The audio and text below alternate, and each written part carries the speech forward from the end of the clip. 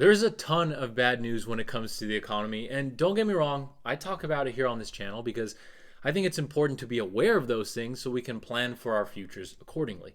With that said, there's still a bunch of awesome things that are happening in the economy, and there's a bunch of things that are pointing towards a positive outlook in the economy in 2024. And that's what I want to talk about here, and that's what I want to focus on here so that you can go into your weekend with a positive, not a negative outlook. As always, my name is Derek, and I got my degree in finance, so you don't have to. Hopefully, you're having an awesome Friday. Let's focus on all the positive things that are happening in the economy. I have a list of bullet points here that I want to go over. So let's get right into it. First and foremost, it's looking more and more like a soft landing is now possible. What a soft landing is basically the Fed raises interest rates to fight inflation. Now, when the Fed does that, it could raise interest rates a little bit too much or a little bit too less, or excuse me, a little bit too not enough. And if that happens, then inflation continues to go higher.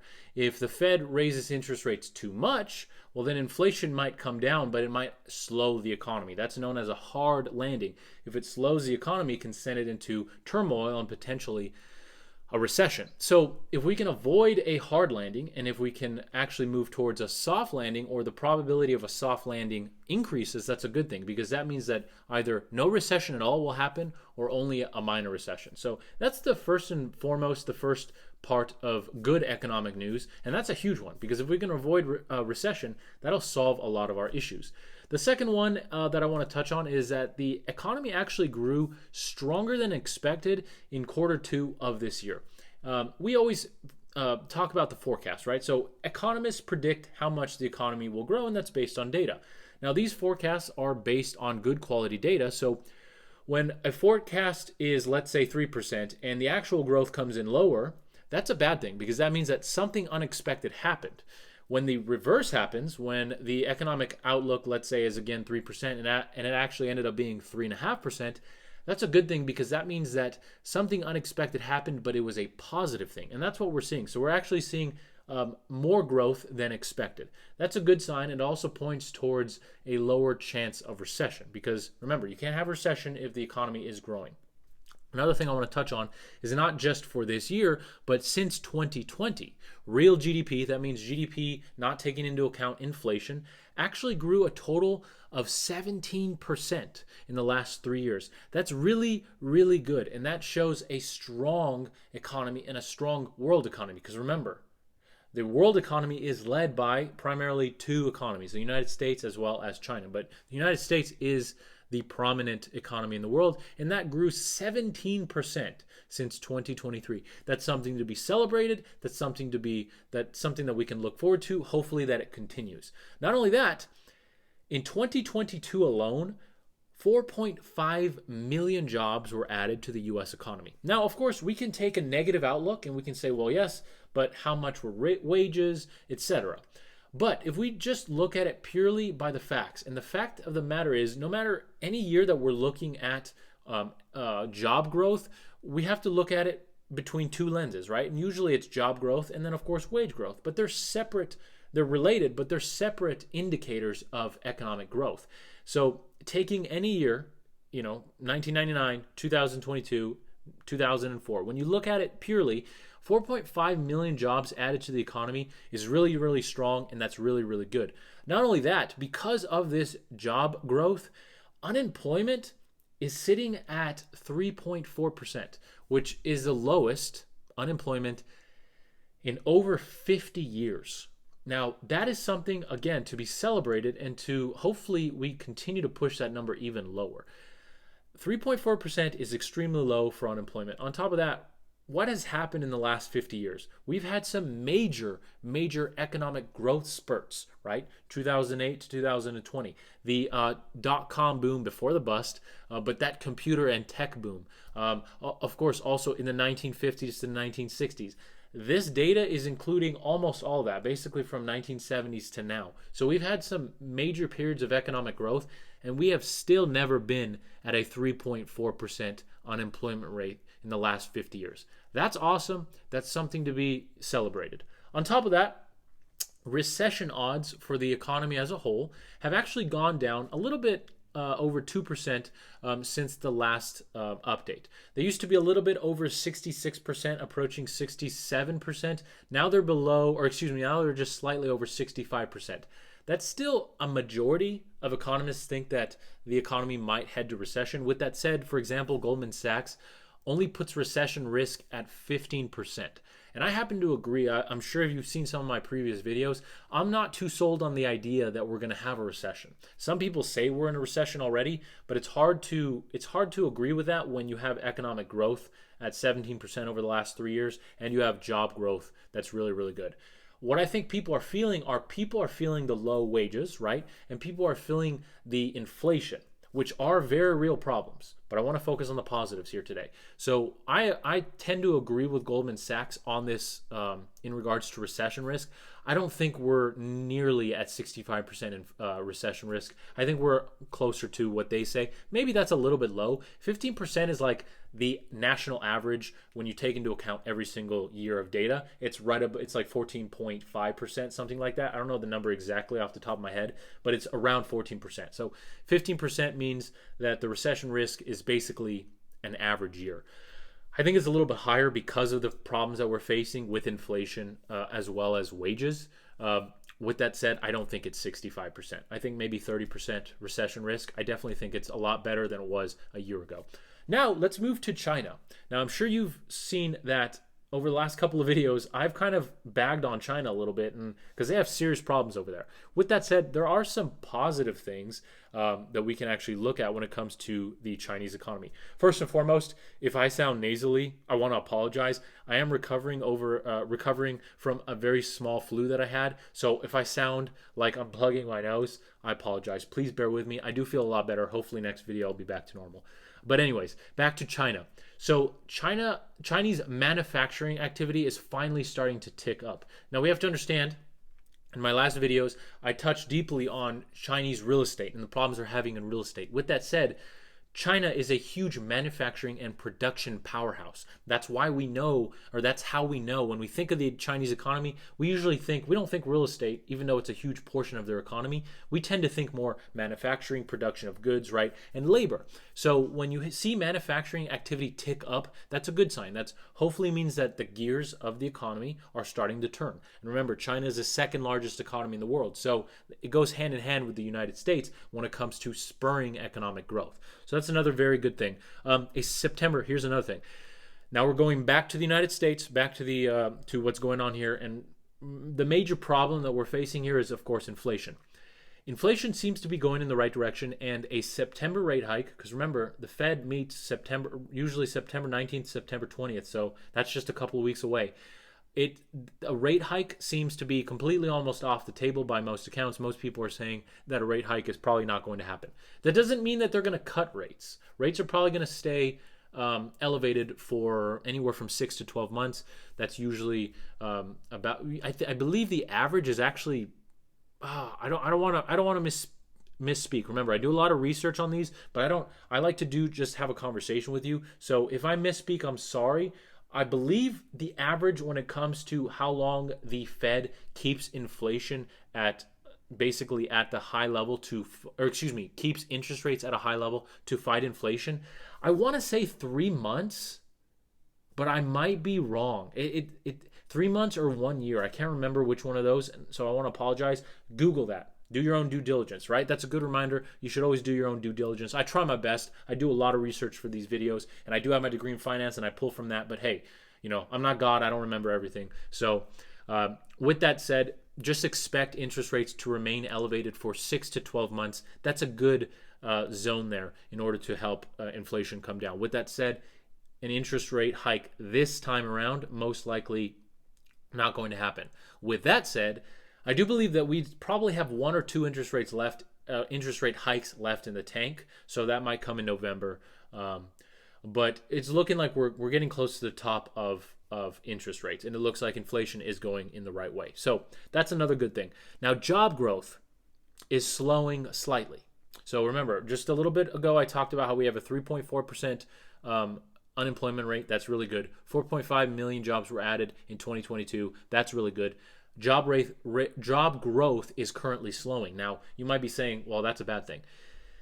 It's not actually. It's actually a good sign, which sounds weird, but it's a good sign that interest rate hikes are starting to work. Because remember, when the Fed hikes interest rates, inflation comes down, but a side effect of interest rate hikes are usually a slowing of economic growth. So we don't want to see job growth fall off a cliff. That would mean that a hard landing might be in the table or in the cards. But if we see a slowing of of job growth, that means that the economy is starting to like put on the brakes or lean on the brakes, which is good because the Fed can use that data to start tailoring off interest rate hikes and to start saying, oh, this is actually working. So we don't want to see a job growth fall off a cliff, but we want to see it kind of slowing, which is actually happening, which means that their policies are working, which again brings us back to the first point, means a soft landing might actually be in the table for 2024. With all that said, we still need an economic engine. So think of it this way, or a spark, right? We need a spark to light the fire. So we have all the things, they seem to be moving in the right direction, but look at history and look at the major times of economic growth. Real estate, the Industrial Revolution, the tech revolution. There's always some sort of spark that causes the engine of the world economy to ignite, emerging markets, etc. There's some spark that pushes the economy and lights the economy. We're still missing that, okay? We're still missing that. Now, with that said, I actually do think, and I have them written down, I have a few things that I think could cause that spark here in the next couple of years. So if the economy still keeps going in the direction that it's going, and we still see a lot of these positive things, and we get a soft landing, right? So we avoid major recession, we have a minor recession, the stock market keeps moving up, etc. There are some things on the table that might actually work or be that spark. So for example, artificial intelligence. You're seeing a ton of research and development into artificial intelligence. Now, I'm not here to argue whether artificial intelligence is good or bad. I'm not here to argue whether it's going to end the world or not. I think that it can do either, to be honest. I tend to be a little bit more optimistic while still keeping a realist approach to my outlook. I try not to be pessimistic. So when it comes to artificial intelligence, I think that there's going to be hiccups. I think that it will cause some pain and problems at the beginning, like any sort of new growth. With that said, I want to hope that we as a society are smart enough to put the safeguards in place to keep artificial intelligence moving in the right direction. So if we can do that, I think artificial intelligence is the next frontier to human growth, and it will either destroy the world or it will change our lives for the better. I hope it changes our lives for the better. If you want me to do a breakdown of what I think will happen with artificial intelligence, please send me a DM on Instagram. I'm very active on Instagram. If you don't know me on Instagram, I'm very active on Instagram. I think that artificial intelligence could eliminate the need for labor. I think artificial intelligence could eliminate the need for money. And I think artificial intelligence could allow people, for the most part, to pursue their dreams, period. Now, unfortunately, I don't know if that'll happen in the next 50 years. So it might be past your time and mine. But I do think that if artificial intelligence goes down the right path, it could be a very beneficial thing. It could also destroy the world, obviously. But future growth, definitely artificial intelligence. Another area that could spur economic growth is if we see a huge boom in solar.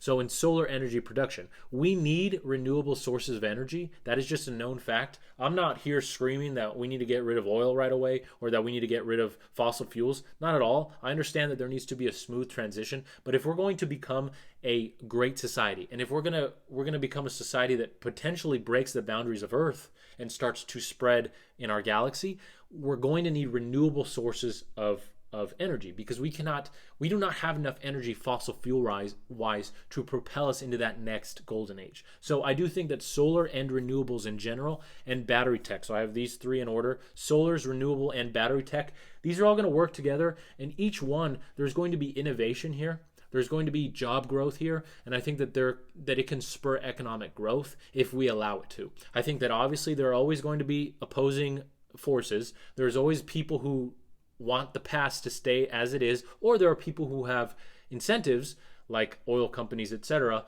to hold this stuff down. With that said, as a society, I think in the next 50 years, it has to be the way that we go. And I think that renewable energy is the thing that makes the most sense. Because if we have unlimited energy coming from the sun, why the fuck would we use anything else? All that fossil fuels is, right? Fossil fuels are just condensed solar energy. Because fossil fuels were at one time living creatures who ate plants, right? Who made energy from the sun. It all comes from the sun. The reason you and I are alive comes from the sun. All the energy that we have here on this planet, for the most part, comes from the sun. So why would, I mean, without the sun, none of this works, none of this exists. Plant life dies, we dies.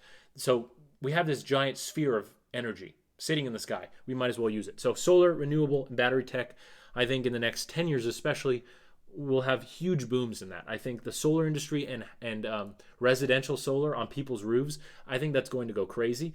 I think solar farms are going to go crazy. And I think that there's going to be innovation in general in solar. I think they're going to become more efficient, et cetera, et cetera. Now, the other thing that I want to touch on is actually an area where we're having problems currently, and that's the real estate market. I think that this could also spur economic growth. The reason being is that the real estate market right now, there's a tremendous undersupply in the real estate market, and it is causing problems. Expensive houses, not enough supply for everyone who's demanding, right? So not enough supply for the demand. And a lot of this, as I've touched on in my previous video, a lot of this has to do with, unfortunately, 2020, supply chain issues, and just basically, of course, also interest rates. Interest rates are really high, which makes affordability low. It also keeps people who already are in a house, it keeps them from moving or selling because they don't want to go from a 3% interest rate to a 7 or 8% interest rate. With that said, all that is negative, and I've talked about that. But because there is such an undersupply, that means that there is an opportunity. So hopefully if interest rates come down and loans, not only mortgages, but construction loans can come down too, hopefully we start to see a housing boom. Hopefully we start to see more houses built. Not only more houses, but affordable houses, right? So hopefully we start to see more affordable houses being built, which construction jobs, while they are difficult, are well-paid jobs. So hopefully we see a boom in housing employment. So if we see a boom in housing in the United States, a boom in housing employment, on top of that, that'll cascade, right, to solar, because new houses, especially like, for example, in California, new houses are required to have solar. And I'm sure that that legislation is going to move through the country eventually. I really do think so.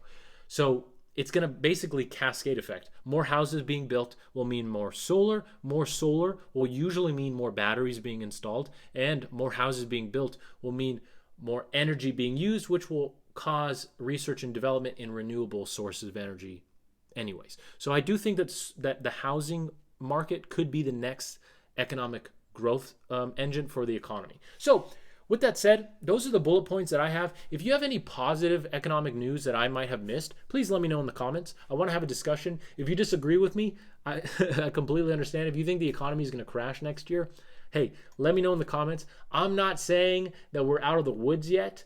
I'm just trying to balance the negative content with the positive content, because if we have to make a good informed decision, we have to be balanced in our way of thinking, right?